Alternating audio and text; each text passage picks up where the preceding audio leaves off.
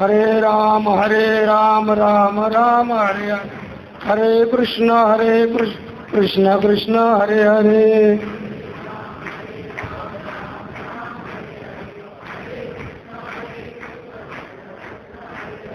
हरे राम राम राम हरे हरे, हरे कृष्ण कृष्ण कृष्ण हरे हरे।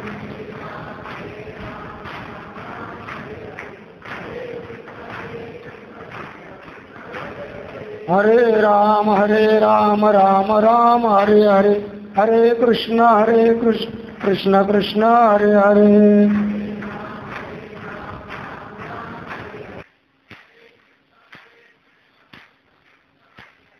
हरे राम राम राम हरे हरे, हरे कृष्ण कृष्ण कृष्ण हरे हरे।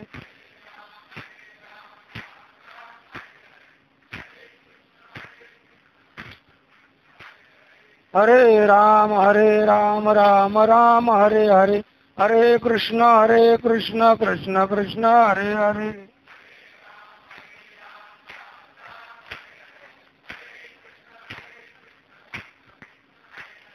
हरे राम राम राम हरे हरे, हरे कृष्ण कृष्ण कृष्ण हरे हरे।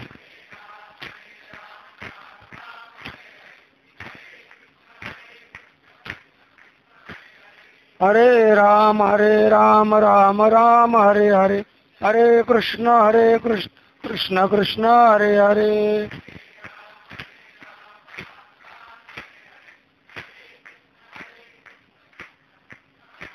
कुंडली गौरदयार विठ्ठल श्री ज्ञानदेव तुका सद्गुरु धुंडा महाराज की जय।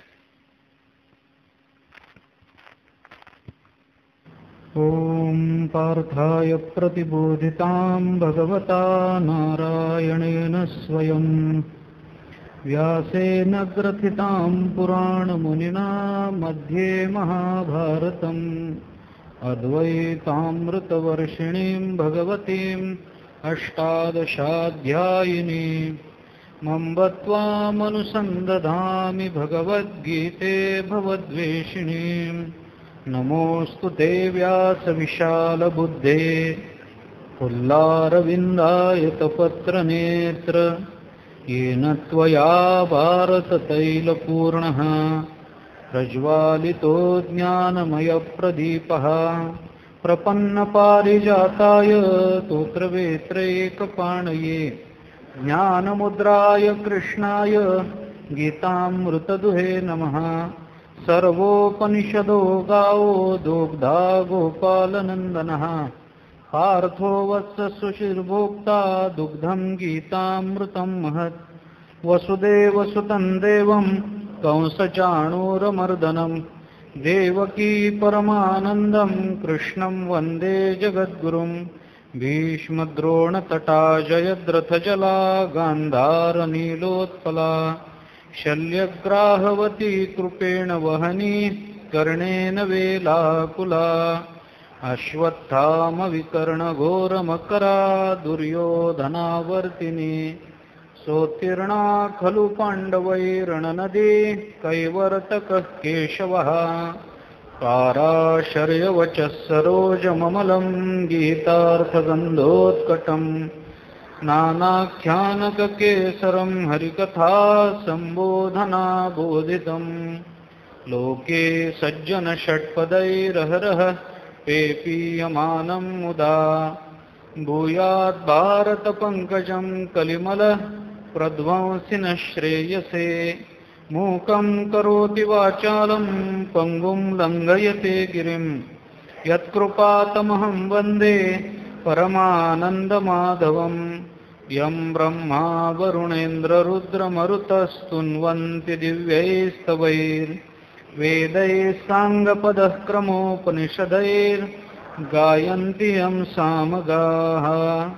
ध्यानावस्थिततद्गतेन मनसा पश्यन्ति यं योगिनो यस्यान्तन्न विदुःसुरासुरगणा। देवाय तस्मै नमः देवाय तस्मै नमः देवाय तस्मै नमः।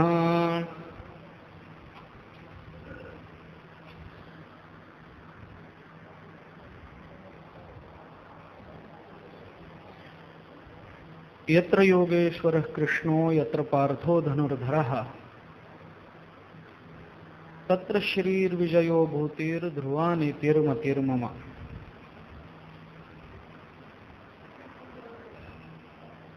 भगवान श्रीकृष्णाने अर्जुनाला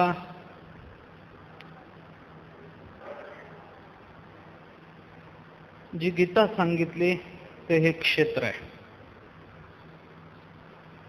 आपण आजपासून या भगवद्गीतेच्या चिंतनाला प्रारंभ करतो आहोत.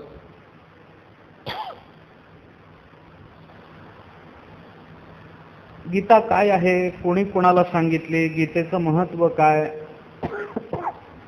या सगळ्या गोष्टी जरी महत्त्वाच्या असल्या तरी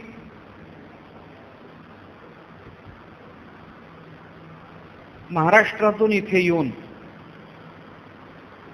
या क्षेत्रामध्ये गीता ऐकण्याचं सद्भाग्य आपल्याला लाभतं आहे. बाकीच्या त्यातल्या तात्विक किंवा अन्य कुठल्याही चिंतनाचा विचार आपण करणार आहोत, ते चिंतन तर करणार आहोत,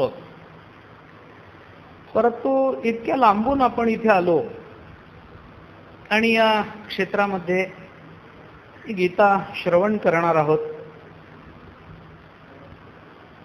घर सोडून इथं येऊन इथे पुन्हा मराठीतच गीता ऐकायची, याच्याऐवजी इतका प्रवास करून इतक्या लांबून यायचं. तिकडेच कुठेतरी एखाद्या मोठ्या शहराच्या ठिकाणी ह्या कार्यक्रमाचं नियोजन केलं असतं तर काही बिघडलं असतं काय, असा प्रश्न कदाचित कोणाच्या मनात येईल. तिथून इथे येऊन ऐकण्यात काय स्वारस्य आहे?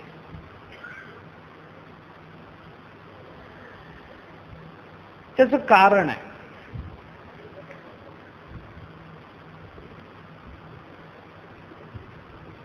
आपण सर्वजण तिथून आलो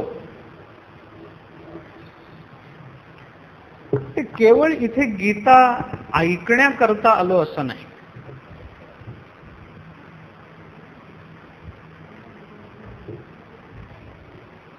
काही काही विचारांना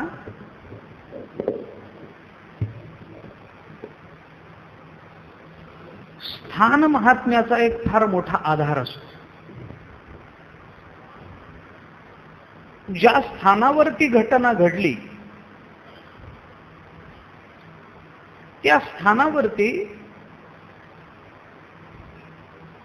त्या घटनेचे पडसाद अनंत काळापर्यंत उमटत असतात. गीता सांगणारे भगवान श्रीकृष्ण, गीता ऐकणारा अर्जुन आणि सांगितलेला विषय हा आत्मकल्याणाचा,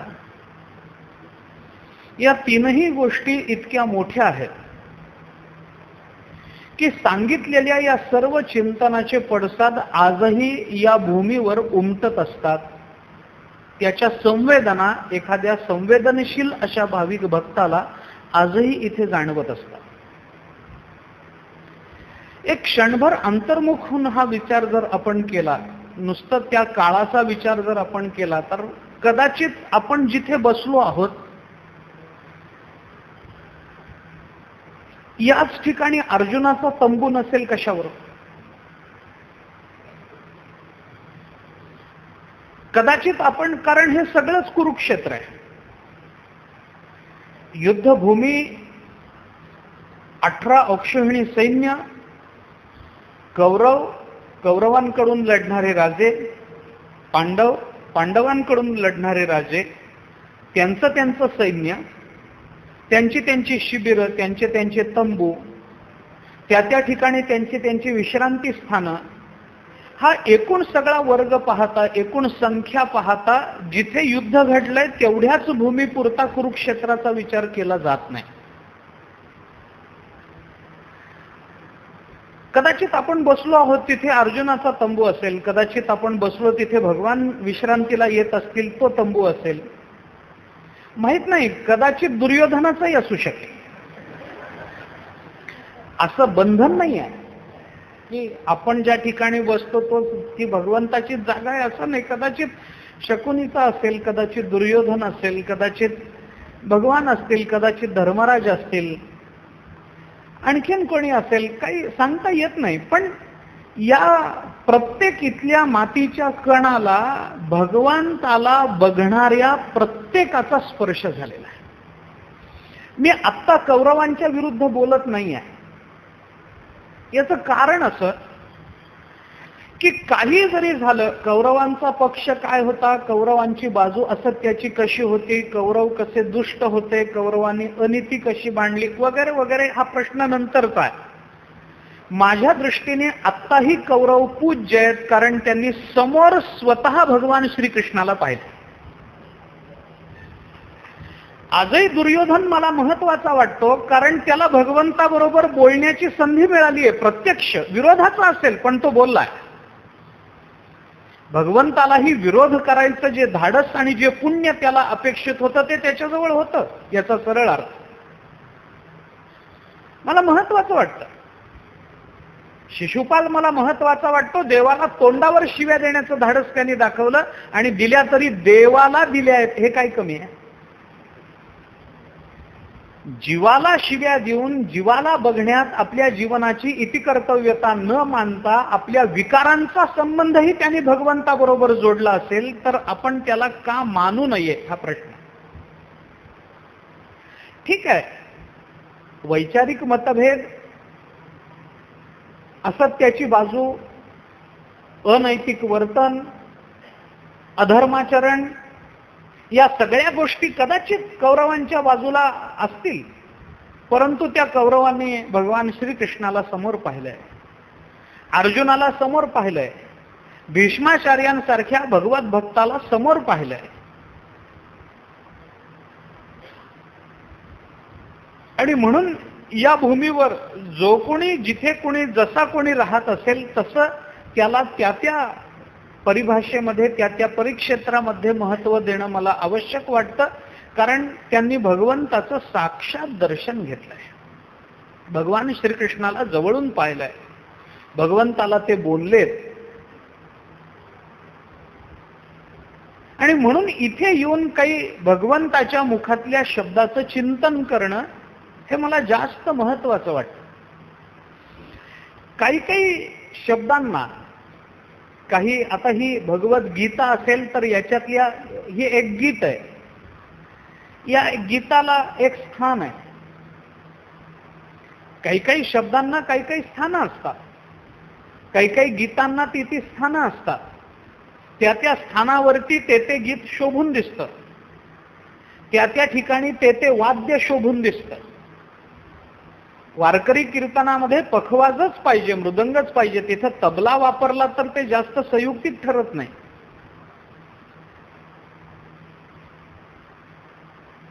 कीर्तनामध्ये वीणाच पाहिजे, तिथं तुणतुणं घेऊन जातो म्हणजे जमत नाही. स्थान महात्म्य आहे, त्याच्या मर्यादा आहेत, त्याचं परिक्षेत्र आहे.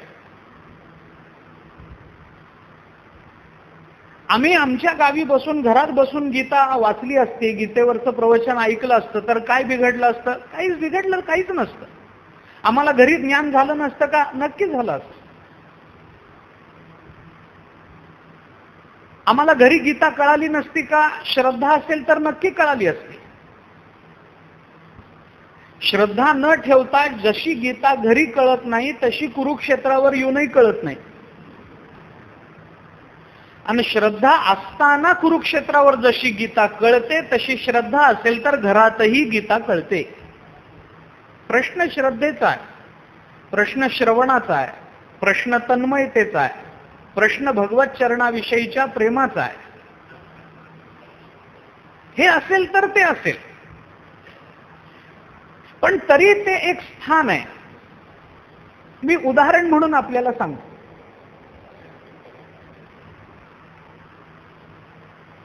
तदेव लग्नम सुदिनम तदेव ताराबलम चंद्रबलम तदेव विद्याबलम. आपण हा श्लोक अनेक वेळेला पूजेतही ऐकतो, पण एखाद्या मोठ्या समारंभामध्ये जिथं लग्न चालू आहे तिथं जर ते म्हटलं तर त्याचा आनंद वेगळा असतो.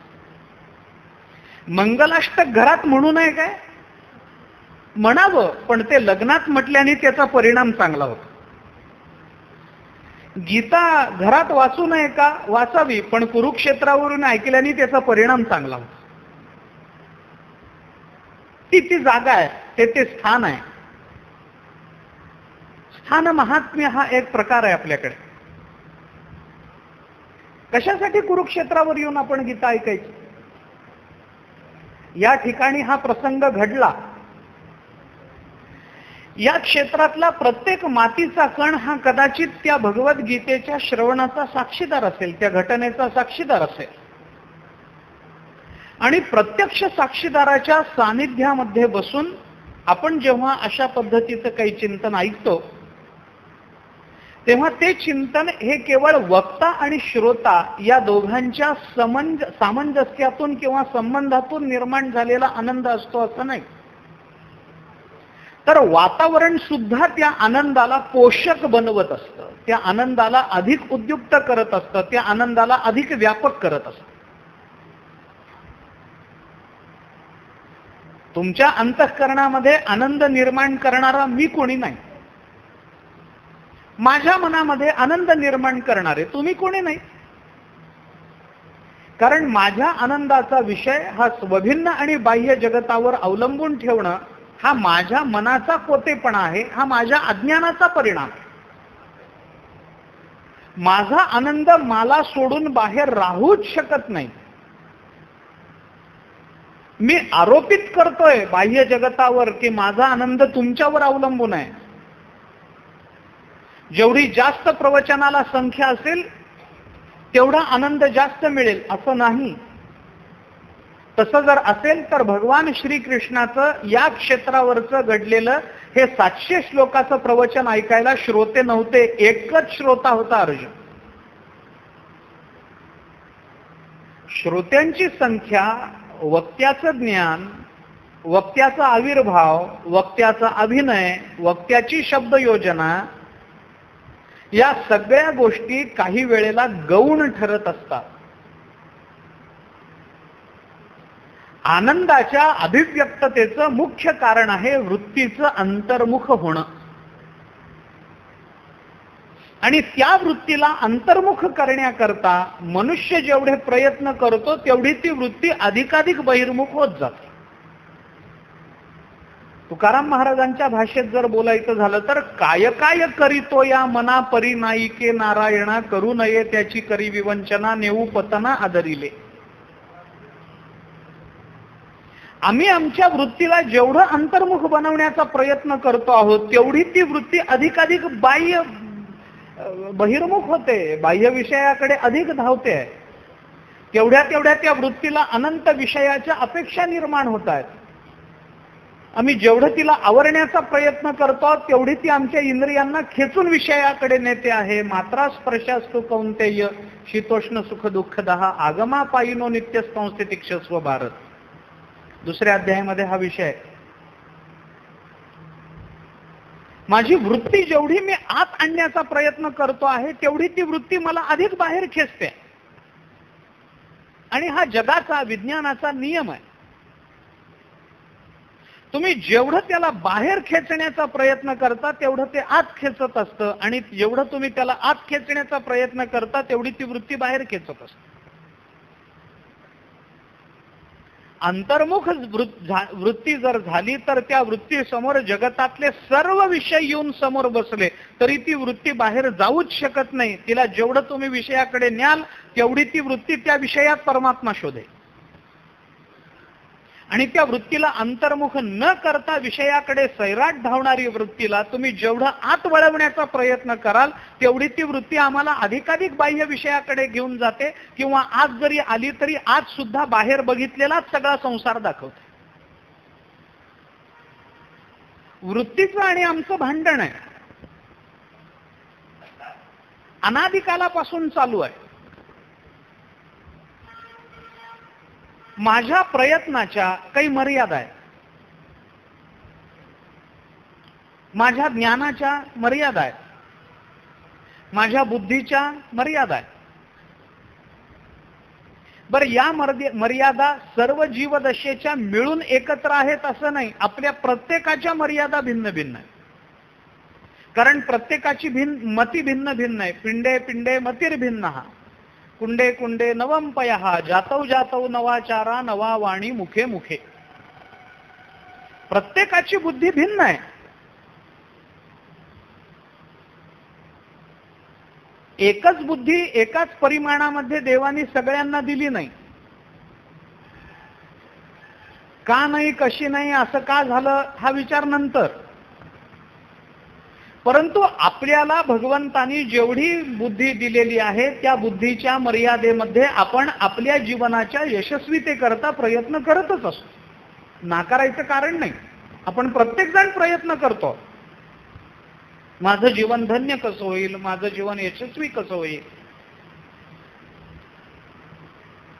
धन्यतेच्या यशस्वीतेच्या मर्यादित व्याख्या करून त्याच्यामध्ये जीवनाची इति कर्तव्यता मानून जर आपण आपलं जीवन जगत असू तर आपण चुकतो आहोत.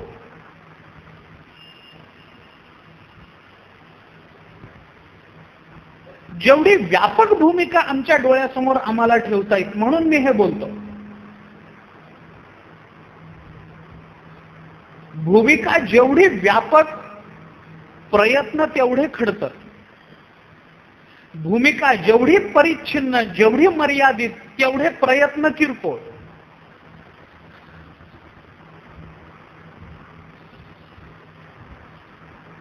माणसाने व्यापक भूमिका समोर ठेवावी आणि अपयशी व्हावं ते चालेल, पण क्षुद्र ध्येय डोळ्यासमोर ठेवून आपल्या यशाचा डांगोरा माणसाने पिटून. इंग्रजी भाषेतली म्हण आहे, not failure but low aim is crime. अपयशाला माणसाने घाबरू नये. क्षुद्र ध्येय डोळ्यासमोर ठेवून कशाचा यशाचा डांगोरा पिटायचा. त्यापेक्षा व्यापक ध्येय डोळ्यासमोर ठेवून मी अपयशी झालो याचा अभिमान बाळगणं एक वेळ बरं. एक वेळ बरं. आळंदीहून चालत निघालो आणि पंढरपूरला चालण्याचा 5 वर्ष प्रयत्न केला, पण एकही वर्ष मला पूर्ण जमलं नाही. हो, मान्य आहे, अपयश आलं तरी अभिमानाचा विषय आहे. पण घरातून निघालो, न अडखळता दारूच्या दुकानात गेलो, याच्या यशाचा डांगोरा पिटण्यात अर्थ नसतो. मी न अडखळता गेलो याच्या. क्षुद्र ध्येय डोळ्यासमोर ठेवून जीवन जगण्यात स्वारस्य काय, त्याच्यात गंमत काय, आमचं आव्हान का, आमच्या समोरचं आव्हान काय. जीवन जगणं, जन्माला आलो म्हणून जगतो आहोत, भूक लागते म्हणून अन्न खातो आहोत, तहान लागते म्हणून पाणी पितो आहोत, आणि शरीर धर्म म्हणून खाल्लेल्याचं मला निस्सारण करतो आहोत. संपलं. आहार निद्रा भयमैथुनंच सामान्यमेतत् पशुभिर्नराणाम ज्ञानम ही एको अधिको विशेषो ज्ञानेन हीना पशुभिः समाना. आहार, निद्रा, भय आणि विषयाचा उपभोग या 4 गोष्टी सर्व प्राण्यांच्या ठिकाणी समान असतात. कोणी अपवाद नाही याला. मनुष्य प्राण्यापासून ते एखाद्या चिलटापर्यंत सर्वांना भूक लागते, सर्वांना झोप लागते, सगळ्यांना भीती वाटते, भय हा विकार आहे, सर्वांना विषयाच्या उपभोगाची अपेक्षा आहे. परंतु याच्याही पलीकडे जाऊन काही मानवी जीवन शिल्लक राहतं याचा विचारच आम्ही करायला तयार नाही. याच्या पलीकडे जाऊन काही मानवी जीवन आहे, याच्या पलीकडे जाऊन काही व्यापकता आहे.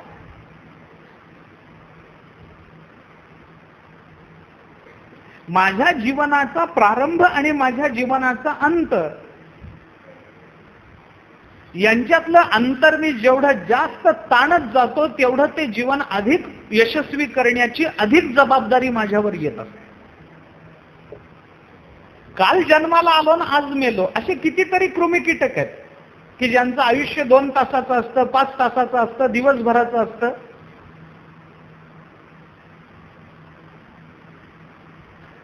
काही योनींमधले काही जीव असे आहेत की ते पुढच्या योनीला पुढच्या आपल्या पिढीला जन्म देतात आणि स्वतःचं अस्तित्व संपवून टाकतात. काही जीव असे आहेत की ते 200 वर्ष जगू शकतात. कासवासारखा एखादा प्राणी आहे, 200 वर्ष, 300 वर्ष, 400 वर्ष जगू शकतो.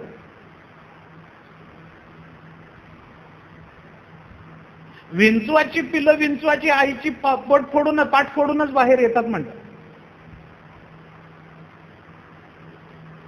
कित्येक वेळेला असं.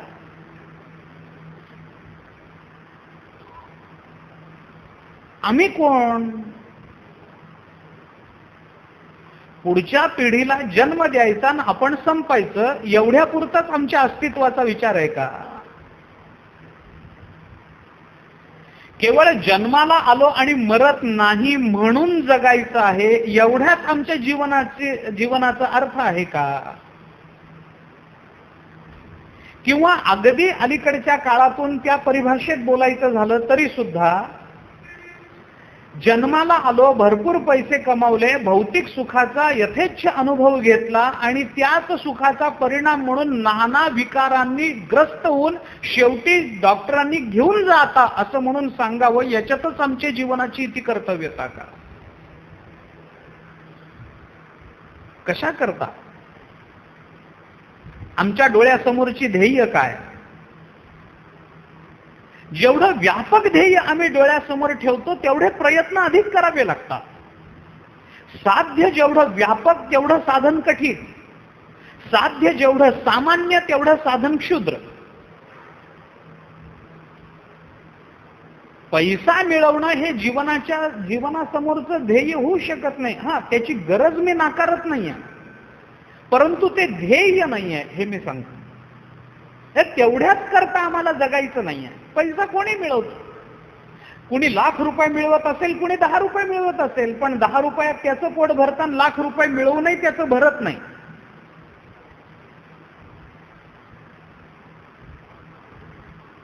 हमाली करणारा हमाल सुद्धा आपलं पोट भरतो. तुकाराम महाराजांनी तर ह्याच्या पुढे जाऊन सांगितलं, अरे शरीर विक्रय करणारी वेश्या सुद्धा पैसा मिळवते. आम्ही मिळवतो. हे जीवनाच्या समोरचं ध्येय नाही. म्हणून तुका म्हणे, धन भाग्य अशाश्वत जाण.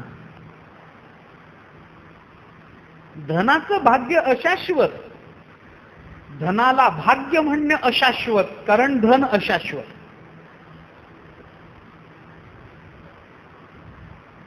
व्यापक ध्येय डोळ्यासमोर ठेवून जीवनाची कालक्रमणा करणं हा विवेक आहे, हा विचार आहे. भले एका जन्मात ते ध्येय नाही प्राप्त होणार ना, ठीक आहे, 2 जन्म, 10 जन्म, 15 जन्म, 100 जन्म, 2000 जन्म, पण तेच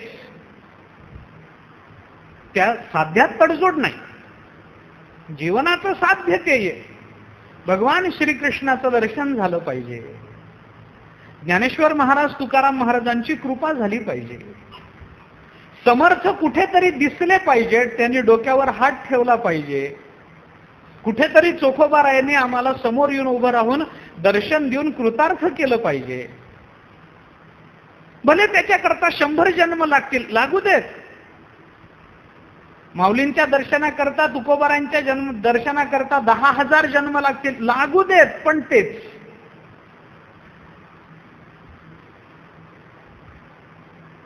वृंदावनच्या एका भक्तानी व्रज के भक्त नावाचं एक पुस्तक लिहिलं. व्रज के भक्त असं ते पुस्तकाचं नाव.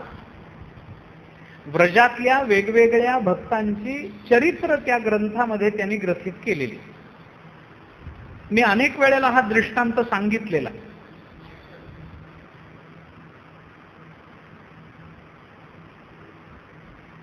मनुष्य जेव्हा पारमार्थिक साधनेमध्ये प्रवृत्त होतो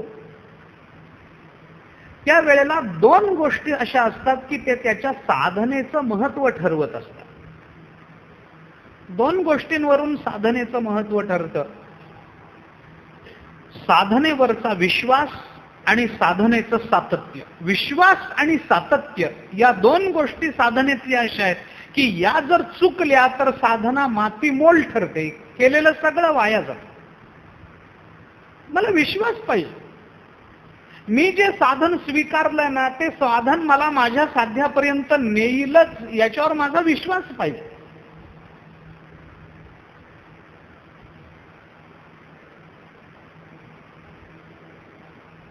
आणि मुख्य अडचण माणसाची इथेच आहे. मुख्य अडचण आमच्या साधनेची, आमच्या जीवनाच्या अयशस्वीतेचं मुख्य कारण काही असेल तर ते इथंच आहे, अविश्वास. बाकीच्या सगळ्यावर आमचा विश्वास आहे, भौतिक सर्व गोष्टींवर आमचा विश्वास आहे.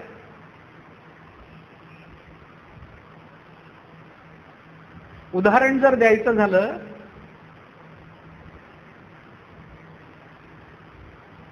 न्हावी आमची दाढी करतो, तो ना ओळखीचा, ना पाळखीचा, ना नात्यातला, ना गोत्यातला, ना एका संप्रदायातला, काही संबंध नाही. आम्ही कुठल्या तरी गावामध्ये जातो. आता तुम्ही नवीन गावामध्ये आला, इथं कोणी आपल्या परिचयाचं नाहीये. इथे जर दाढी करावी वाटली, तुम्ही एखाद्या दुकानामध्ये गेला, तिथला माणूस तो काम करणारा तो काही माझ्या परिचयाचा नाहीये, तुमच्याही नाहीये कोणाची. पण आपण त्याच्याकडे जातो, त्याच्या हातामध्ये नागवा वस्त्र असतो, तो आपल्या गळ्यावर चालवतो, तरी आपण गळा पुढे काढून त्याच्या समोर बसून राहतो. यत्किंचितही मनामध्ये शंका येत नाही की हा उभा फिरवण्याच्या ऐवजी आडवा फिरवेल, तर त्याच्यावर विश्वास आहे की हा काय, उलट त्याला पैसे देतो काम केलं, त्याच्यावर विश्वास आहे की हा उभाच चालवेल, आडवा चालवणार नाही. मनुष्य दिवस वाचावा म्हणून रात्रीचा प्रवास करतो, रात्री एसटी मध्ये बसतो, सकाळी त्या गावाला पोचतो. रात्रभर एसटी चालवणारा ड्रायव्हर ना नात्याचा ना गोत्याचा, पण त्याच्या विश्वासावर एसटीत गाढ झोप लागते. या सर्वांवर विश्वास दाखवता येतो, त्याच्याकरता आमच्या जवळ विश्वास आहे. पण आम्ही जे साधन स्वीकारलंय त्याच्यावर विश्वास नाही.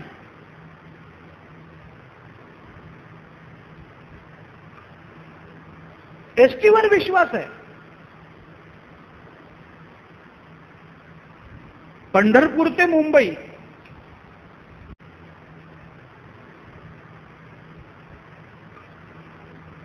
एसटीवर विश्वास आहे. पंढरपूर ते मुंबई मी गाडीवरचं ते नाव पाहतो गावाचं, मुंबईला जायचं म्हणून मुंबईच्या गाडीमध्ये बसतो. ती गाडी मुंबईला जाताना 10दा पंक्चर होते, 15दा फेल होते. मुंबईहून नातेवाईकांचा फोन येतो, अहो कधी निघालाय तुम्ही, किती उशीर, अजून वेळ, तुमची वेळ होऊन गेली, अजून आला नाही आहात तुम्ही, कधी येणार. त्याला आम्ही फोनवर सांगतो, मुंबईच्याच गाडीत बसलोय, पोहोचू, आज ना उद्या पोहोचू ना, येईन, थोडा उशीर होईल, एवढंच. गाडीवर विश्वास. पण एखादा साधनामध्ये प्रवृत्त झाला आणि त्याला जर विचारलं काय हल्ली नामस्मरण चालू आहे वाटतं, तो म्हणतो सुरू केलंय, काय होतं कुणाला माहित, त्याच्यावर विश्वास नाही. मी स्वीकारलेल्या साधनेवर माझा विश्वास नसावा, ह्याच्यातच आमच्या जीवनाचं अपयश नव्हे काय. सुरू केलंय नामस्मरण, रोज करतोय 25 माळा, पण काय होतं कुणाला माहिती. अरे काय होतं म्हणजे तू ही खात्री बसच्या संबंधानं देतोस, न्हाव्याच्या बाबतीत देतोस तर देवाबद्दल दे ना बाबा, की मी नामस्मरण करतोय, आज ना उद्या देव तारेलच तारे. अत ऊर्ध्वम न संशया. मी तुम्हाला तारून नेतो, तुम्ही याची चिंता करू नका. भगवान शब्द देतात तर आम्हाला, आम्ही त्यांच्यावर विश्वास ठेवायला तयार नाही. तेषामहं समुद्धरता मृत्यू संसार सागरात भवामी नचिरात पार्थ. अरे माझ्यावर विश्वास ठेवा, मी तुम्हाला या संसार सागराच्या पलीकडे नेऊन पोचवतो. भगवान शब्द देतात, त्याच्यावर विश्वास नाही. माझ्या साधनेवर माझा विश्वास नाही. काय हल्ली वेदांताची पुस्तकं वाचता वाटतं, वाचायला घेतलंय, कितपत कळतंय कोणाला माहिती. म्हणा ना, कळेल मला भगवंताची कृपा होईल, मला गीता कळेल. मला ज्ञानेश्वरी कळेल, हा विश्वास मी का नाही? साधनेवरचा अविश्वास आणि साधनेची अनियमितता, या दोन गोष्टी आम्हाला परमार्थामध्ये मुक्कामाला पोचू देत नाहीत. म्हणून विश्वास आणि सातत्य या दोन गोष्टी साधनेवरच्या महत्वाच्या असतात. जसा विश्वास आहे तसंच सातत्य. आज 15 माळा जप झाला, आम्ही ठरवलंय तेवढं करायचं. मनुष्य 2 वर्ष वाट बघतो, 3 वर्ष वाट बघतो, 5 वर्ष वाट बघतो, सातत्यानं 5 वर्ष करतो. पण 5 वर्षात काही अनुकूल घडलं नाही की 20 माळांच्या 10 कधी होतात त्याला कळत नाही, 10च्या 5 कधी होतात त्याला कळत नाही, 5च्या 2 कधी होतात कळत नाही, आणि ते नामस्मरण कधी थांबतं हे सुद्धा त्याला कळत नाही. विश्वास पाहिजे, सातत्य पाहिजे. मी आपल्याला सांगत होतो, व्रजके भक्त नावाचं एक छोटंसं पुस्तक आहे, ज्याच्यामध्ये व्रजातल्या अनेक अपरिचित अशा भक्तांच्या चरित्राचं चिंतन त्या महात्म्याने फार सुंदर केलं. भगवंताला रोज फुलांचा हार घालणारी एक माळीण आहे, तिचं चरित्र आहे. खूप खूप खूप भगवंतावर कुठलंही ओझं न टाकता अनेक भक्त भगवंताची उपासना करत राहिले, आजही जगाला परिचित नाहीत. मुख्य मुख्य भक्तांची चरित्र आपण महाराष्ट्रात राहतो म्हणून आपल्याला ज्ञानेश्वर महाराज, तुकाराम महाराज, समर्थ आदी चरित्र माहिती आहे. अनेक भक्त आहेत, लाखो भक्त आहेत. त्याच्यामध्ये एका भक्ताचं चरित्र आहे. मी का बोलतो? विश्वास आणि सातत्य ह्याच्याकरता. एक भक्त भगवंताचं चिंतन करायचं रोज, दिवसभर दुसरं काम नाही, प्रचंड विश्वास. पोटापाणी, अरे देव बघेल, देव देईल मला. माझ्या पोटाची, ज्यांनी जर मला जन्माला घातलं तर तो माझ्या पोटाची चिंता तो करेलच ना. माझ्या जन्माला घालण्याच्या पूर्वी त्यांनी माझी व्यवस्था करून ठेवल्याशिवाय तो जन्माला घालेल कसा? देवासारखं मॅनेजमेंट जगात कुठे नाही. बरोबर जागच्या जागी गोष्टी घडवणं. भगवान श्रीकृष्णाचं चरित्र पहा आपण, कुठलं कुठलं काय काय असतं, पण ते बरोबर भगवान बरोबर त्या जागेवर आणून ठेवतात ती सोंगटी. मला जर त्यांनी जन्माला घातलंय तर जन्माला घातल्यानंतर याचं काय करायचं बघू हा देवाचा स्वभाव नाही. त्यांनी जर मला जन्माला घातलंय तर आधी व्यवस्था करेल आणि मग जन्माला घालेल. आमचे गुरुजी एक कथा सांगायची. एक असाच विरक्त, लहानपणीच तो अरण्यामध्ये निघून गेला, संबंध नाही जगाशी. काही कारणाने त्याला एका गावामध्ये यावं लागलं. भिक्षा मागायला आई वडील होते म्हातारे, त्यांचंही चालवायचं होतं. भिक्षा मागायला म्हणून बाहेर पडले. एका दारामध्ये गेला, माई भिक्षा वाढ. आमचे गुरुजी फार रंगवून सांगायचे, माई भिक्षा वाढ. ती बाई बिचारी गृहिणी सज्जन, तिने भिक्षा घेतली. ती होती गरोदर. भिक्षा घेतली, आली. त्यांना आयुष्यात स्त्री बघितली नव्हती. भिक्षा वाढा, दारात उभा राहिला, भिक्षा वाढा. ती आली भिक्षा घेऊन. गरोदर होती, पोट वाढलेलं. त्याने बघितलं, अरे काहीतरी वेगळं दिसतंय. त्याने विचारलं, माझी ये क्या है, ये क्या है? इसमें मेरे पेट में मेरा बच्चा है. अच्छा, आपका बच्चा है? अच्छा, माहितीच नाही काही. निरागस तोही बिचारा. वय लहान, काही फार मोठं वय, म्हातारा झाला, तरुण झाला असंही नाही. त्या वाढायला आलेल्या स्त्रीच्या स्तनाकडे बघून त्याने विचारलं, माझी ये क्या है? तिने सांगितलं, वो मेरे बच्चे का खाना है. बच्चा कहाँ है? अभी हुआ नहीं है. त्याने सांगितलं, भिक्षा नको तुमची मला, नाही चाहिए माझी भिक्षा. तिने सांगितलं, अरे दारात आलायस माझ्या, अतिथीस, मला पाप लागेल तू जर गेलास तर. तो म्हणाला, मी असंतुष्ट होऊन जात नाहीये, मला तुमची भिक्षा नकोय. ती म्हणाली, का नकोय? त्यांनी सांगितलं, तुम्हाला मुलगा अजून झालेला नसताना देवाने तुमच्या मुलाच्या अन्नाची व्यवस्था जर आधीपासून करून ठेवलेली आहे, तर मी भिक्षा मागत का फिरू, मला सांगा ना. देवाने माझ्याही भिक्षेची काही व्यवस्था करून ठेवलेली असेल ना, माझ्याही भिक्षेची व्यवस्था झालेली असेल, मला आता भिक्षा नको, देव करील, काय करील ते करील. कबीर महाराजांनी फार सुंदर सांगितलं. कबीर महाराज म्हणतात, मुर्दे को हरि देत है कपड़ो लकड़ी आग, जीवित नर चिंता करे उसका बड़ा अभाग. अरे मेलेल्याला परमात्मा नवीन कोरं करकरीत कापड, एक मन लाकूड आणि अग्नी यांची व्यवस्था मेलेल्याची करतो, आणि जिवंत माणूस याचीच चिंता करतो. केवढा दुर्दैवी प्राय. परमात्मा मेलेल्याला देतो तर जिवंताला देणार नाही काय? महात्मा बसला झाडाखाली. मी हे सगळं का सांगतोय? आपण खुंटा सोडू नका. मी कासरा लांब आहे, मी कुठेही फिरून येईल, परंतु खुंटा सोडू नका. मुद्दा हा चाललाय की कुरुक्षेत्रावर काय यायचं.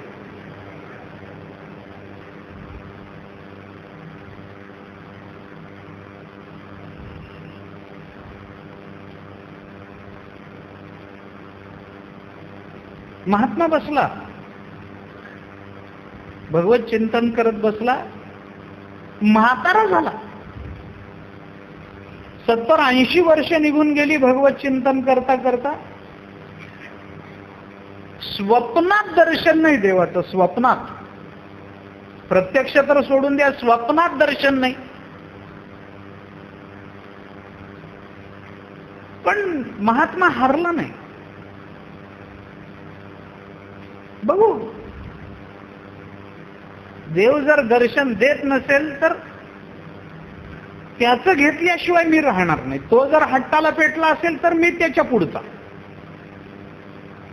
कर्मधर्म संयोगाने तो महात्मा असा ध्यानाला बसला.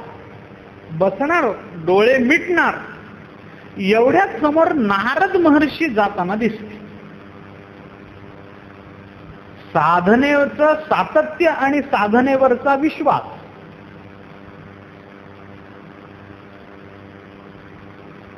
नारद महर्षी जाताना दिसले. नारद दिसल्याबरोबर महात्मा उठला, जवळ गेला, नमस्कार केला. महाराज नमस्कार. नारद महर्षींनी आशीर्वाद दिला. काय करता? भगवत चिंतन करतो महाराज. आनंद मिळतो ना? खूप आनंद आहे. याने विचारलं, महाराज तुम्ही कुठे निघाला? नारदांनी सांगितलं, वैकुंठ लोकाला, भगवंताला भेटायला. यांनी सांगितलं, ठीक आहे, तुम्ही वैकुंठाला चाललाय ना, माझं एक काम कराल का? म्हणे, काय काम? महत्वाचं काम नाही, करा असा आग्रह नाही. तुम्ही अनायासे देवाकडे जाताना मला भेटलात म्हणून माझ्या लक्षात आलं, म्हणून तुम्हाला विचारतो. लक्षात राहिलं तर करा, विसरलात तरी माझा दोष नाही, काही म्हणणं नाही. मी काही फार मोठा नाही, सामान्य देवाचा मी सामान्य भक्त आहे. तुम्ही विसरलात तरी, पण लक्षात राहिलं तर एवढं कराल का? नारद म्हणाले, सांग ना काय म्हणणं काय? म्हणाल, काही नाही, जर तुम्ही देवाकडे चालला आहात तर एक काम करा, भगवंताला विचारा मला कधी दर्शन देणार. दुसरं काही काम नाही, मला कधी दर्शन देणार? लक्षात राहिलं विचारा. नाही तर तो देईलच ह्याची मला खात्री आहे, पण विचारा तरी कधी देतात, उत्सुकता म्हणून विचारा. नारद म्हणाले ठीक. नारद गेले, देवाशी बोलणं झालं. वैकुंठ लोकातून बाहेर पडताना देवाचा निरोप घेताना नारदांच्या लक्षात आलं की त्या महात्म्याचा प्रश्न विचारायचा राहिला. म्हणून नारदांनी देवाला विचारलं, देवा तो महात्मा भेटला, तुमचं ध्यान करतो रोज, त्याला कधी दर्शन देणार आहे? तो वाट बघतोय तुमची, प्रश्न विचारलाय त्याने मला, कधी दर्शन देणार आहात? भगवान हसले. भगवान म्हणाले, अच्छा त्या भक्ताचा विचार. हो म्हणे, तो झाडाखाली बसला, तो भक्त तुमचं ध्यान करतो रोज, म्हातारा झाला देवा, लहानपणापासून तुमचं ध्यान करतोय, आता म्हातारा झाला तरी तुम्ही दर्शन देत नाही, किती निष्ठुर असाल. काय तुमचं बिघडतं, एकदा जाऊन त्याला भेटून आलात, बिचाऱ्याचं जीवन धन्य होऊन जाईल. भगवान म्हणाले, नारदा त्याला जाऊन सांगा. काय म्हणा?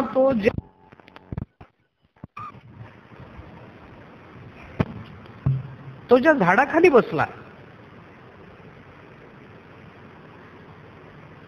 त्या झाडाला जेवढी पानं आहेत तेवढ्या वर्षानंतर मी त्याला दर्शन देतो. सांगा. माझा निरोप आहे, माझं ठरलेलं आहे कधी दर्शन द्यायचं, माझं नियोजन, माझ्या नियोजनात अडचण नाही, माझं ठरलंय. तुम्ही जाऊन त्याला फक्त सांगा, म्हणा तो ज्या झाडाखाली बसलेला आहे त्या झाडाला जेवढी पानं आहेत तेवढ्या वर्षानंतर मी दर्शन देतो. नारदांनी कपाळालाच हात लाव. देव आहे का कोण आहे? कारण गंमत अशी होती की तो ज्या झाडाखाली बसला होता ते झाड होतं चिंचेचं.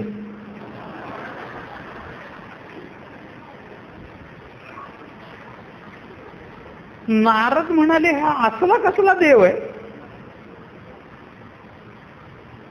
अरे त्या भक्ताचा काही विचार आहे का नाही?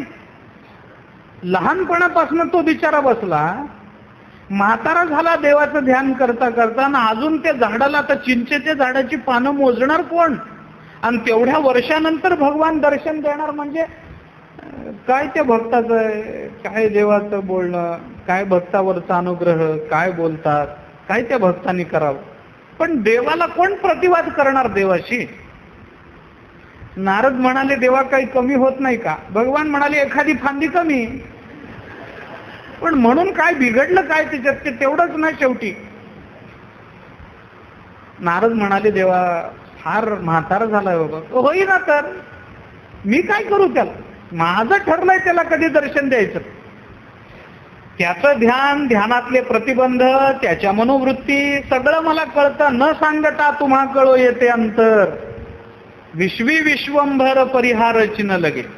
तुकोबाराय बोलतात, त्याला सगळं कळतं, काही सांगायची परमात्म्याला गरज नसते, भगवंताला प्रस्तावनेची आवश्यकताच नसते.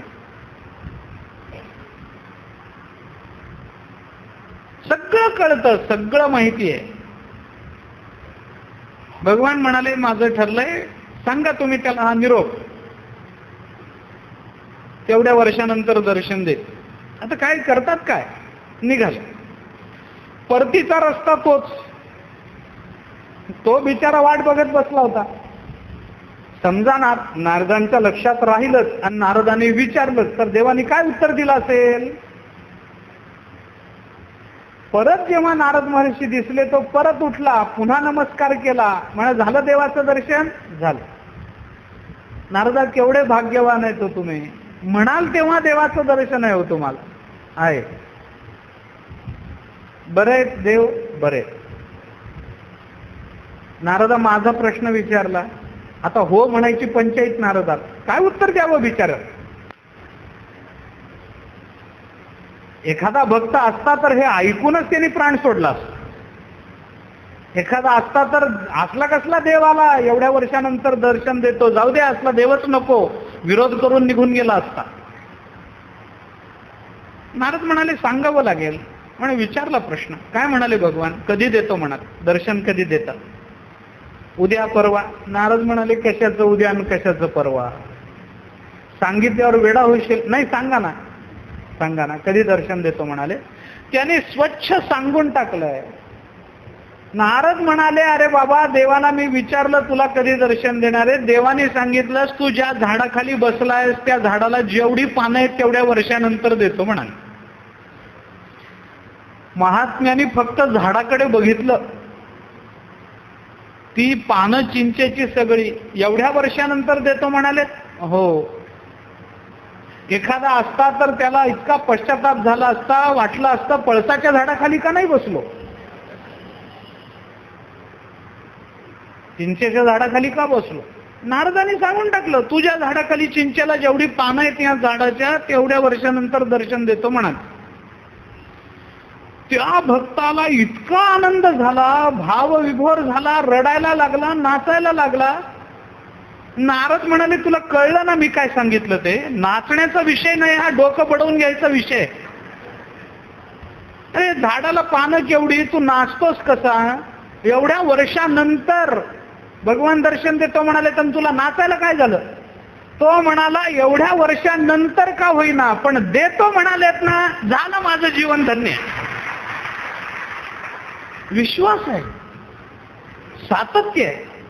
तेवढ्या वर्षानंतर का असेना पण माझी साधना जर अशीच चालू राहिली तर भगवंताला सुद्धा द्यावं लागेलच.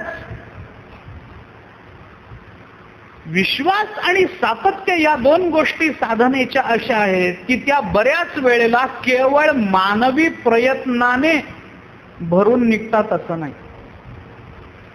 केवळ मी किती जरी मनाने ठरवलं की याच्यावर विश्वास ठेवायचा तरी माझा विश्वास बसत नाही. मी प्रयत्न केला तरी बसत नाही काही गोष्टींवर. मी मनाने पुष्कळ ठरवतो सातत्य राखायचं, परंतु प्रतिबंधच असे आडवे येतात की माझं सातत्य राखलं जातं. म्हणून गीतेने अनेक श्लोकांमधून सातत्याचा विचार मांडला. तो तुम्ही साधन कोणते स्वीकारा, कर्म नावाचं साधन स्वीकारलं, तस्मात असक्त सततम कार्यम कर्म समाचर. सततम पद गीता सोडत नाही. तुम्हाला नामस्मरण करायचे, सततम कीर्तयंतो माम यतंतश्च दृढो व्रता. सततम पद सोडायला गीता तयार नाही.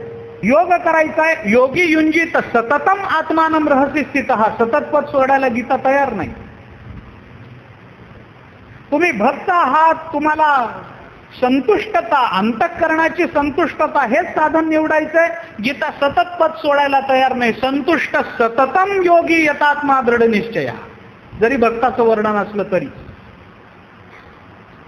सतत पद सोडायला गीता तयार नाही. साधनेचं सातत्य खंडित करणं गीतेला मान्य नाही. आणि हे सातत्य आणि ही अंतर्मुख होऊन ठेवलेला हा विश्वास, या दोन गोष्टी केवळ मानवी प्रयत्नाचं फलित असू शकत नाहीत. याच्याकरता म्हणून काही बाह्य गोष्टीचा आधार माणसाला घ्यावा लागतो. पतंजल योगशास्त्रामध्ये तर ईश्वर सुद्धा बाह्य साह्यकारी मानला आहे. बाह्य आहे. खरं साह्यकारी जर काही असेल तर ते मन. बस, तुकाराम महाराजांनी म्हटलंय, एक मन तुझ्या अवघ्या भांडवला. बस, देवा एक तुझं सगळं भांडवल एकीकडं आणि आमचं मन एकीकडं. आम्ही तुला मन दिलं की त्या भांडवला सकट तू आम्हाला विकला जातोस. चित्त एवढंच साह्यकारी आहे योगशास्त्राच्या दृष्टीने. पण ते कोणतं चित्त, काय चित्त हा विषय नंतरचा. परंतु चित्त साह्य होणं योगशास्त्र महत्व देतं. ईश्वर सुद्धा बाहेरून, ईश्वर प्रणिधानाद्वा असं सूत्रच आहे पतंजली योगसूत्रात. ईश्वराचं प्रणिधान करावं आणि ते बाह्य साह्यकारी आहे, बाहेरून तो साह्य होतो.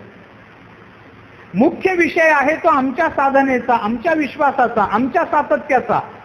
पण हा विश्वास आणि हे सातत्य केवळ माझ्या मानवी प्रयत्नावर अवलंबून राहू शकत नाही ना. मग त्याच्याकरता मी काय केलं पाहिजे? काहीतरी त्याला मदत पाहिजे. माझं मन माझ्या ताब्यात नाही.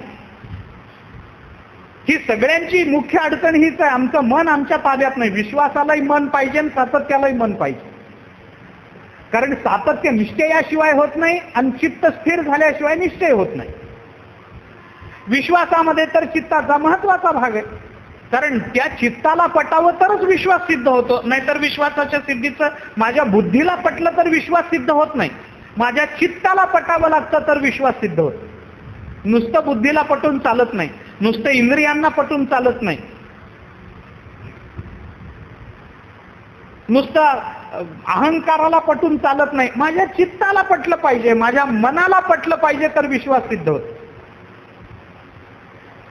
विश्वास आणि निश्चय या दोन्ही गोष्टी चित्ताकडे. आणि आमची मुख्य अडचण हीच आहे की आमचं चित्त जागेवर नाही.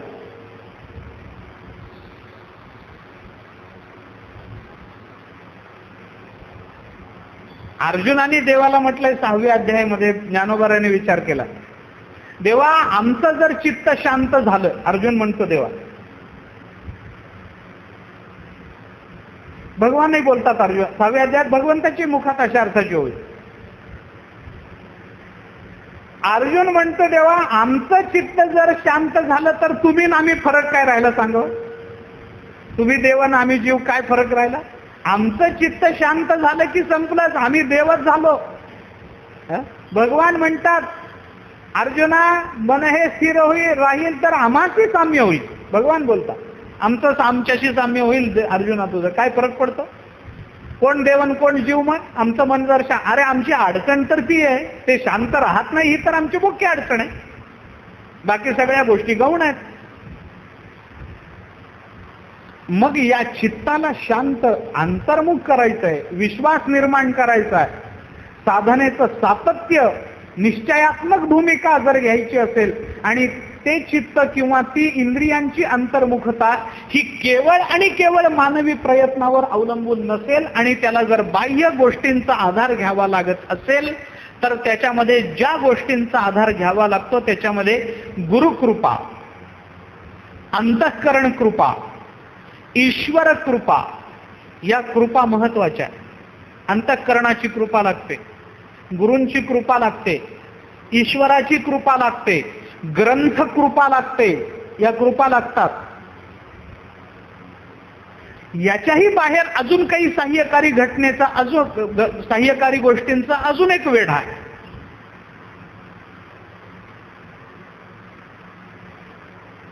आमच्या वृत्ती अंतर्मुख व्हाव्यात याच्याकरता वृत्तींना अशा ठिकाणी आणलं पाहिजे की जिथलं वातावरणच अंतर्मुख करणार आहे. म्हणून कुरुक्षेत्रात यायचं. घरात का बसून गीता ऐकायची नाही तर घरही कुरुक्षेत्रच आहे. पण ते कुरुक्षेत्र वेगळं आणि हे कुरुक्षेत्र वेगळं.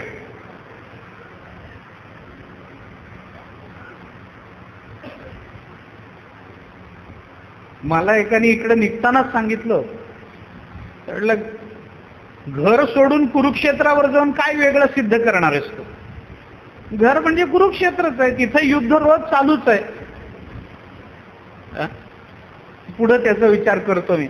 अजून मी कुरुक्षेत्रावर आलेलो नाही. इथं का यायचं, या कारण स्थान महात्म्य. नादेश काले किंचित स्यात् देशकालो प्रतीक्षता. महाभारताने म्हटलंय देशकाल अयोग्य असेल तर माणसाचे प्रयत्न वाया जातात. देश अनुकूल नाही आहे, काल अनुकूल नाही आहे आणि प्रयत्न अफाट चालू आहेत, वाया गेले. पण अनुकूल देश आणि अनुकूल काल असताना थोडे प्रयत्न केले तरी ते यश संपादन करून देतात. काल अनुकूल असू देत, देश अनुकूल असू देत, थोड्या प्रयत्नामध्ये यश मिळतं. देश प्रतिकूल असू देत, मरणांत प्रयत्न सुद्धा यश देत नाही.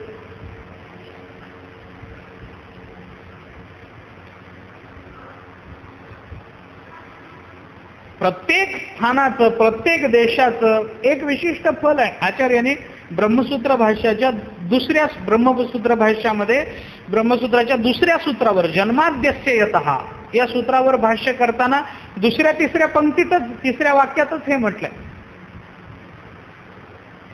जन्माद्यस्य यतः यत इति कारण निर्देशः.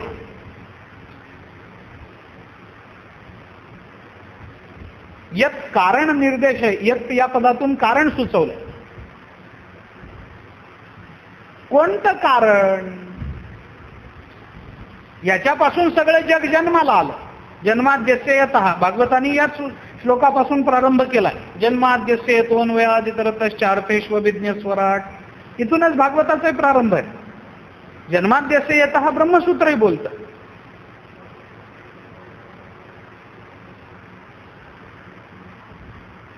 कोणतं कारण? त्याचा विचार करताना आचार्यांनी फार चांगले शब्द वापरले. हे जग असं विचित्र आहे.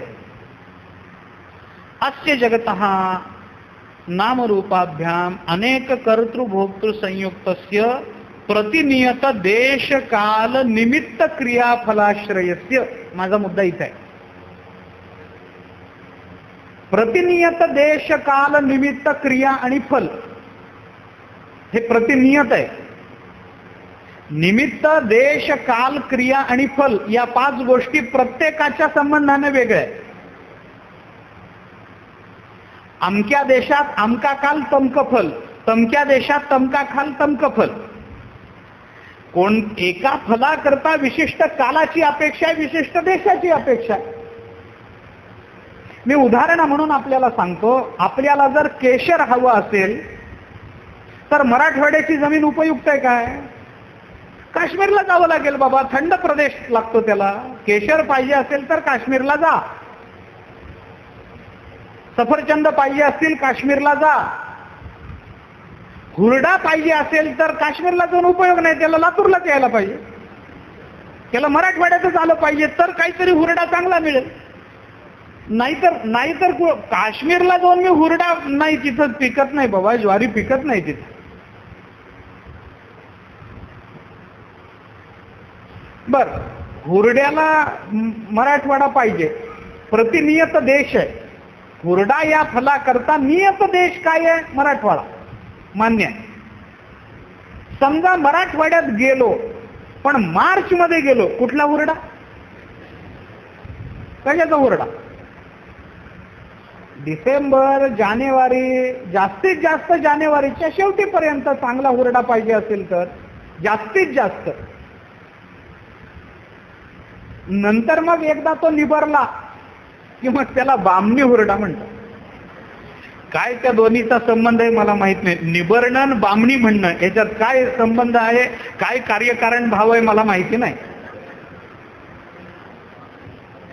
त्याला बामणी हुरडा म्हणतात. काय उपयोग आहे त्याचा? ते काही चावता येत नाही, खाल्लेलं पचत नाही, त्याचं समाधान मिळत नाही. हुरडा पाहिजे असेल तर मराठवाड्यात या बरोबर आहे, पण मार्च मध्ये आणि एप्रिल मध्ये आलो तर काय उपयोग? म्हणजे प्रतिनियत देश जसा पाहिजे तसा प्रतिनियत कालही पाहिजे. योग्य देश असला म्हणजे फल मिळतं असं नाही, योग्य काल पाहिजे. बर, जानेवारीत आलो काय, डिसेंबरच्या शेवटच्या आठवड्यात किंवा जानेवारीच्या पहिल्या आठवड्यात आलो, मराठवाड्यात आलो, हुरडा मिळावा पण शेतात लावलाच नाही. आता काय करता? म्हणजे प्रतिनियत क्रिया पाहिजे. देश, काल, निमित्त, क्रिया आणि फल हे ठरलेलं आहे सगळं. एक विशिष्ट देश असा असतो की त्या देशामध्ये त्या गोष्टीला जास्त महत्त्व असतं. त्या देशामध्ये त्या विचाराला जास्त महत्त्व येतं. रामायणामध्ये कथा संदर्भ आहेत याचे. रामचंद्र प्रभू पुढे, मध्ये सीता मातोश्री आणि मागे लक्ष्मण दंडकारण्यातून असे चालले होते अपहरण व्हायच्या आधी. जाता जाता रामचंद्र प्रभूंच्या मनात आलं, काय माझं दुर्दैव आणि ते काय माझ्या बापाचं मी ऐकून बसलो, काय ती माझी सावत्र राहीन मला वनवासात पाठवते. त्याच वेळेला बापाला म्हटलं असतं जाणार नाही, काय करायचं ते करा, तर राज्यावर बसलो नसतो. हे अरण्य तुडवत जायचं माझ्या नशिबाला आलं. माझी बुद्धी त्या वेळेला चालली नाही. कुठलं दुर्दैव आडावाला आलं होतं आपलं त्या वेळेला. आईला सांगायचं जात नाही बाहेर, मी वनवासाला जात नाही. वडिलांना सांगायचं मी जाणं न जाणं, तुम्ही शब्द द्यायचं कारण काय? माझा प्रश्न आहे जायचं की न जायचं. तुम्ही शब्द दिला म्हणून मी मरावं हा काय नियम आहे काय? मी जात नाही असं जर सांगितलं असतं काय बिघडलं असतं? सुखानं सोन्याच्या पलंगावर झोपलो नसतो आज. हे गवताच्या गादीवर झोपावं लागतंय, रात्री बेरात्री जागं राहावं लागतंय. ही सीता त्याच्यात बरोबर आलेली आहे, तिच्या संरक्षणाची जबाबदारी आहे. काय काय करावं आपण? उगीच मनात काहीतरी विचार आला, भावनेच्या भरामध्ये वडिलांची प्रतिज्ञा फार महत्वाची, मी प्रतिज्ञा कधी मोडत नसतो, मी वडिलांचा शब्द कधी टाळत नाही, त्याच्यासाठी आपण हा मूर्खपणा केला रामाच्या मनात. पुढे गेल्याबरोबर वाटलं काय मूर्खासारखा विचार करतोय आपण. अरे माझे वडील आहेत, माझी आई आहे, वडिलांकरता राज्य काय प्राण देण्याची माझी तयारी. राज्याचं काय घेऊन बसला तो? माझ्या मनात असा विचार यावा माझ्या वडिलांबरोबर बद्दल, माझ्या मातेबद्दल. मला असं वाटावं अरे माझं काही पुत्र कर्तव्य, काही भावना काही आहे का नाही, असा विचार मी कसा करू शकतो? पुढे विचार आला, पण हा विचार येऊन गेला होता ही गोष्ट खरी. रामचंद्र प्रभू पुढे सरकले आणि पाठोपाठ सीता मातोश्री तिथूनच निघाल्या. त्यांच्या मनात आलं मला काय अवदसा आठवली, मी येते म्हणाले. अरे वडला आईने वर मागितला, वडिलांनी दिला. कुणाच्या संबंधानं? माझ्या का माझ्या नवऱ्याच्या? वनवास आला काय? कैकेयीची आज्ञा अशी होती का, मागणं असं होतं का की रामाने सीतेसह वनवासात जावं, असं कैकेयी बोलली होती काय? कैकेयीचे दोनच वर होते, भरताला राज्य आणि रामाला वनवास. रामाबरोबर सीतेला वनवास असं काही कैकेयी माता बोलली नव्हती. अशी काही अपेक्षा नव्हती कैकेयी मातेला. मग मी का अशी विनाकारण यांच्या बरोबर आले? बर मी स्त्री, माझा काही संबंध नाही. बरं एक 14 वर्ष नवरा घरी नाही, आपलं आपण कुठेतरी माहेरी जाऊन जनकाच्या घरी राहावं. नाही तरी नवरा नाहीच आहे, चांगली संधी मिळाली जावं निवांत माहेरी जाऊन राहावं असा विचार करून मी जर मिथिलेला गेले असते तर काही बिघडलं असतं काय? बरं माझ्या सासूजवळ कौशल्यजवळ राहिलं असतं तर तिने माहेरपेक्षा काही जास्त कमी केलं असतं काय?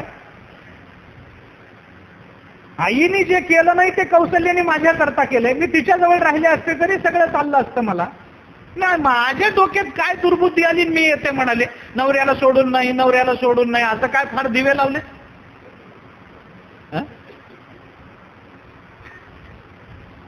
सीता मातोश्री पुढे सरकल्या आणि लक्ष्मण तिथूनच निघाला. त्याच्या मनात विचार आला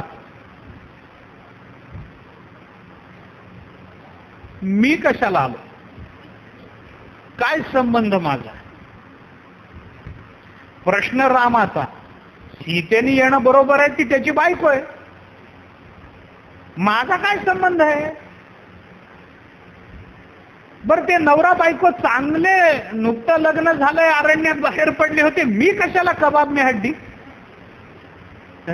त्यांचं दोघे गेले असते बिचारे, फिरून आले असते 14 वर्ष. मी कशाला आलो, काय माझा संबंध? का मी 14 वर्ष यांचं संरक्षण करत रात्रभर जागं राहायचं, उपाशी राहायचं, कंदमूळ फळावर राहायचं? यांनी दोघांनी रात्री निवांत झोपायचं, मी पहारा करत 14 वर्ष उभं राहायचं. हे कोण्या शहाण्याने शिकवलंय मला? त्यांच्या लक्ष्मणाच्या मनात विचार आला. तिघही पुढे सरकले आणि तिघांनाही इतकं वाईट वाटायला लागलं की असे विचार आमच्या मनात आलेच कसे? जेव्हा रामचंद्र प्रभूंनी याचा शोध घेतला तेव्हा लक्षात आलं हे विचार आमच्या मनात येण्याकरता आमची मती कारण नाही, आमची दुर्बुद्धी झाली नाही. ते स्थानच असं होतं की त्या स्थानावरून गेल्यामुळे रामाची बुद्धी बदलते, तर या स्थानावर आल्यावर आपली बदलू नये काय? रामासारख्या एकवचनी, एक बाणी, एक पत्नीव्रत धारण करणाऱ्याची बुद्धी जर विशिष्ट स्थानावर बदलू शकते, तर या स्थानावर आल्यानंतर आमची बुद्धी बदलायला काय हरकत आहे? आमच्या घरात हे घडलं नसतं. कुरुक्षेत्रावर आम्ही आलो कारण इथं भगवंताचं वास्तव्य आहे. कुरुक्षेत्रावर आम्ही आलो कारण भगवंतांनी केलेल्या उपदेशाचे पडसाद आजही या वातावरणात आहेत. भगवंताने उच्चारलेल्या शब्दाचे पडसाद, शब्दाचे परिणाम आजही या वातावरणामध्ये आहेत. फक्त त्याच्याकरता ते कण गोळ्या करण्याकरता ज्या संवेदनशील अंतःकरणाचा विचार आवश्यक आहे, तो संवेदनशील ते अंतःकरण घेऊन जर आपण बसलो तर अर्जुनाबरोबर आपणही भगवंताच्या गीतेचे श्रोते ठरणार आजही. म्हणून कुरुक्षेत्रावर यायचं, कारण या चित्तवृत्ती अंतर्मुख बनवून त्यांना विशुद्ध करण्याकरता केवळ तुमच्या माझ्या मानवी प्रयत्नांना महत्व येणार नाही, ते पुरेसे ठरणार नाही आहेत. तर ज्या बाह्य गोष्टींचा परिणाम आपल्यावर होणार आहे आणि त्यांची जी मदत मिळणार आहे त्याच्यामध्ये स्थान महात्म्य ही एक फार मोठी मदत असते. ह्याच्याकरता म्हणून एवढा सगळा विस्तार मी केला. त्या त्या स्थानाला महत्व असतं. म्हणून मी म्हटलं घरामध्ये मंगलाष्टक म्हणू नये का? म्हणावं, पण तिथं म्हणल्याने जो आनंद होतो म्हणजे ज्याच्या अंगावर अक्षत पडतात त्याला नव्हे, टाकणाऱ्यांना सुद्धा ते वातावरणच्या मंगलाष्टकाने निर्माण होतं. तेच स्थान पाहिजे, तसंच पाहिजे तर ते होतं, नाही तर होत नाही. याच्याकरता म्हणून